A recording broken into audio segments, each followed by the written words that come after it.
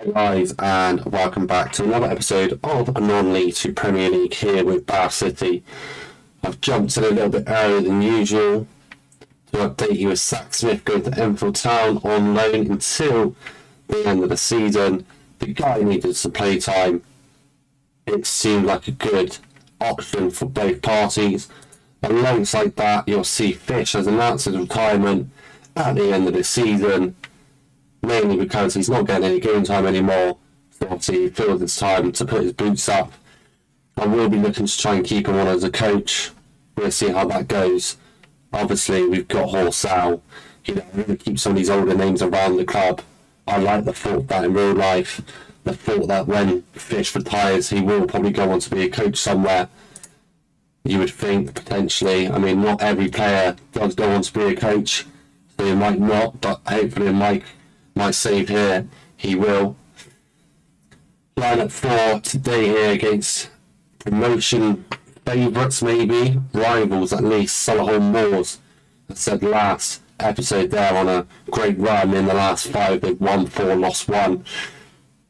I'm looking just at my full strength lineup with potentially Beardy Boy coming in with Jenkins Davies. He wants a lot of playing time, but part of me wants to play him out on the left, but Peak out on the right, But people have to share their responsibilities within this team. I need to probably go full strength. The only player I'm debating bringing on is Louis Sweeton into the mix. He has got League 2 potential. He needs to probably play a step higher than he's ever played, which he's doing now. I think I'm going to chuck him in alongside Russ. I feel like Tilson has been at fault for a few of the goals we've conceded, not following his man when they make a run in. So hopefully Sweeton can come in and maybe play a bit better. We can see that 7 changes in our opponent's starting lineup. It looks like these are probably their stronger teams. So in the last outing they might have even played a bit of a rotated team, knowing they're coming up against a mighty Bath City. But let's get into this game. This is going to be a hard game. I'd be shocked if we come away with a win. So I'm hoping as a minimum we get a draw. I wouldn't be shocked if we end up losing. Because like I said, really we're relegation candidates in this league. Well, that's how they deemed us at the start of the season. We've obviously been overperforming. And part of the overperformance was because of that man who was just on the ball a bit more. I thought he may be about to break the deadlock. And he may still now. The ball doesn't quite make it into the box. Sweeton there with a great ball towards Alves. Pick that one out, my friend. What a save. What a save. I thought that was a guaranteed goal there. But the Solihull keeper, Brown, with a magnificent save to deny Peak. What a ball there, by the way, by Sweeton out to Alves. It's just that final delivery into the box. Could he have hit that on his right sooner rather than cutting back on his left and slowing play down? But that takes nothing away from that save by Brown. And it looks like we're not struggling too hard. Although down in the dugout it says Solihull Moors seems to be pushing players forward and it's stretching our defence. They've been a very similar formation to us. And they haven't created many chances, but do we have another opportunity here from the corner? Alvin Jones, keeper comes out and clips it, heads it on, but only goes as far as Beardmore collects. Out to Georgiou over the top to Alves on the right again. This time he does whip it in on his right foot. Back to Avoki, back in the goals. And we find ourselves 1-0 up. Thanks to that goal. Keeper comes up well, clears it, headed further clear. Beardmore runs back and picks that up around about a halfway line, plays it to Georgiou. He picks up Alves again. He's having a good day out on that right. This time, rather than cutting back, he does hit with his right foot, like I said. And Avoki there, natural striker, getting in front of the defenders and nodding it in at the front post. And with just over half an hour gone, Bath City 1, Solihull 0. Nish. 5 minutes now until the half-time whistle. Solihull not threatening the Bath goal at all. But once again, Bath, 7 shots, 6 on target. Only 1 goal to show for it. But the man, Avogi, is the man who scored that goal. And I need him to go on a sensational run now. Same with Beardy Boy, he's been good all year. I'm sure he's going to get involved somewhere in this game. It's Jordan Alves who looks to be the most impressive out there at the moment. An opportunity now. As they just waste the ball. Can Russ win that? No, he can't. It's headed straight.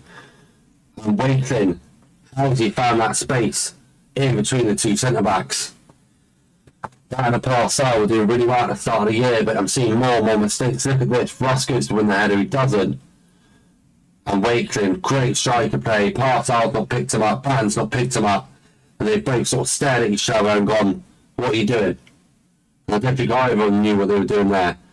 Peak on the attack plays that in. If Oki gets another chance, straight into the hands of Brown. A big kick there. Should be dealt with by Parcel. Calmly brought down and plays it forward. Peak again. Parcel, he's going to assess his options here. Plays across the back end and go out wide to Alves. But once again, we lose the ball. And Wakeling's going to drive down that wing. Alves chasing back to try and do the defensive duties. Well cleared by Bath, but only as far as the Solihull players. And that is pinballed around in the area. And now Solihull will turn this tie around within 5 minutes of the second half to find themselves 2-1 up. And I couldn't think of a worse start to the second half. The ball cleared only as far as Clark. He drills that in. Pinballs off 2 players. Salupe takes a shot. It looks like it hits Partan and deflects in. And that's 2 goals within 2 minutes for Solihull. And they've turned a 1-0 deficit on its head to a 2-1 lead. And look at the chances they're creating now. Really catching us up. And that's the shot from Beardmore, saved well by the keeper. Jones again on the other corner. He'll whip that in. Batten, Batty Boy, gets his head on that. And that will be Jones's last play of this game. I don't have a replacement right back for him. So I'm going to bring our young DM on. And he's going to slot in at right back. I'm sure he can play there. I'm not too worried. We bring ourselves back to 2-2. And an orthodox change there. The DM coming on at right back. I'm sure he can play there. And I have no issues. Peak, Georgina are both tired. Coming up to the 70th minute, let's make a couple more changes for these tired players. Georgiou there, I've got Keto. Alves now. Ash, I can see he's feeling complacent according to that. I'm going to bring Dolling on. And I'm going to put Beardmore out on the right. And I will push in possession. Dolling's going to go up top. Out of possession, Dolling's going to stay up top. And Ross will drop back here. Going to a 4-2-4. Jenkins Davies coming off a peak out on that left hand side. And I only have one final substitution, but Byron's going to get a game. This is a mistake, this is a lot of subs early on. We cannot afford an injury or anything of that type, because I have no further subs to deal with that. And our Foki's quite tired as well. And we join back again 15 minutes to go. Tips on that wide to Howell, down to the Silver. Over the top there, Parthel should win that, he does, but plays it straight back to the Solihull midfield. And tips on that wide to Clark down the line to Fanoop, the goal scorer in this game. He's taken on Keto way too easily. The Grande needlessly gets a hand on that ball and puts it out for a corner. Into the final 10 minutes. We've got to go for this win. I believe we can do it here. A draw will be fine. I would take that at the start of the game. But let's see if we can push on and get all 3 points. We had a great first half. The tie was flipped on its head in the second half. And will there be further drama to come? 5 minutes to go, Keto on the ball and throw in to Sweet into Keto. Whips that in, Dolling's at the back. What a save that was. But Jenkins Davies lurking out that back post to tap it in. And I've been thinking about playing Davies on that left for a while to free up Beardmore. And maybe this is the reason we should go with a great ball, Dolan.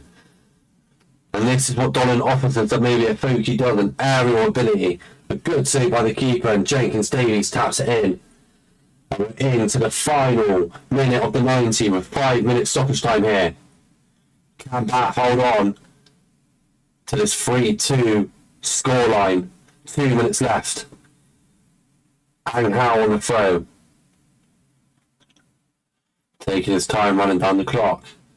Picks up Beardmore brilliantly. And that is an awful finish there. Should have easily been slotted, or he should have played someone else in. But that doesn't matter too much, because that is an absolutely massive win. And I think I've just seen the league, and I don't think I'm going to believe my eyes. I think there is a substantial amount of points for this stage of the season. 4 points ahead. So even if we lose the game and everyone around us win, we will still be top. That is a nice thing to have. Streeton training report. I'm pleased to report that Lewis Streeton has put in a good performance as a central midfielder. Well, I don't play central midfielders, so I need to make sure, you know, we're maybe training them in the DM, maybe train his weak foot.